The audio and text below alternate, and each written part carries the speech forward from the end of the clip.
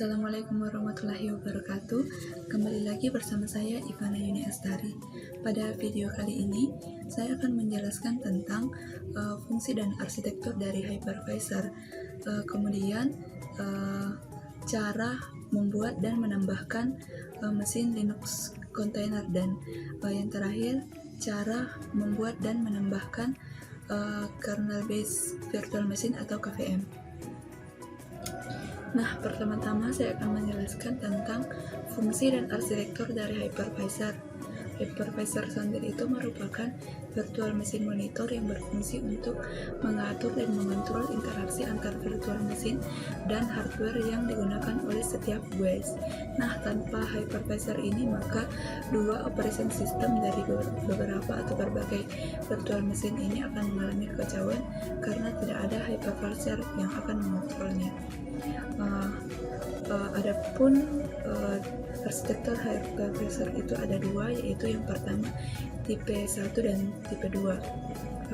Tipe pertama ini hypervisornya itu berjalan langsung di atas hardware, kemudian tidak ada intervensi antara hardware dan hypervisor.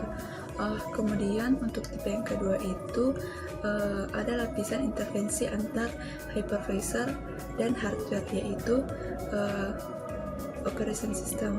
Kemudian hypervisor ini berjalan di atas operation system. Selanjutnya saya akan menjelaskan tentang cara untuk membuat dan menambahkan mesin Linux container. Nah, langkah pertama yang harus kita lakukan yaitu mengupload file template yang akan kita gunakan dalam pembuatan kontainer tersebut. Adapun nama file yang kita upload ini harus sesuai dengan format yang telah ditentukan. Dapat kita lihat pada gambar di slide di atas. Kemudian tunggu hingga proses penguploadan template ini selesai, di mana ditandai dengan munculnya file template yang telah kita upload pada web interface kita. Kemudian klik tombol create CT pada sudut kanan atas. Kemudian lakukan konfigurasi, kita mengatur hostname, password, kemudian template. Nah, template-nya itu template yang telah kita upload sebelumnya. Kemudian lakukan konfigurasi sesuai dengan keinginan kita.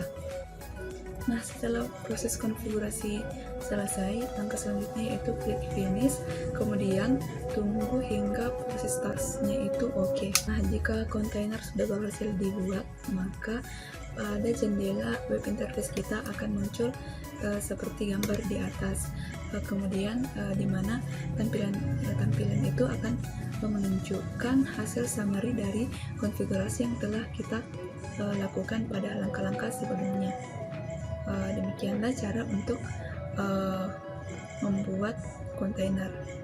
Untuk cara pembuatan dan penambahan kernel based virtual machine itu tidak beda jauh dengan langkah-langkah pembuatan kontainer.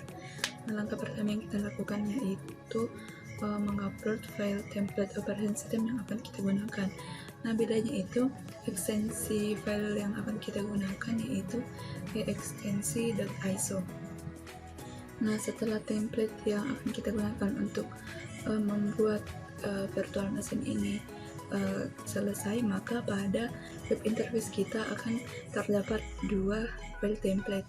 Yang pertama yaitu template yang kita upload pada saat ingin membuat kontainer, kemudian yang kedua itu file template yang baru saja kita upload. Selanjutnya untuk membuat virtual machine itu, pada sudut sebelah kanan atas klik create VM.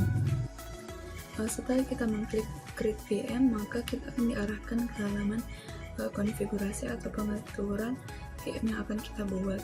Nah, di sini file template yang akan kita gunakan yaitu file template berekstensi.iso yang telah kita upload tadi.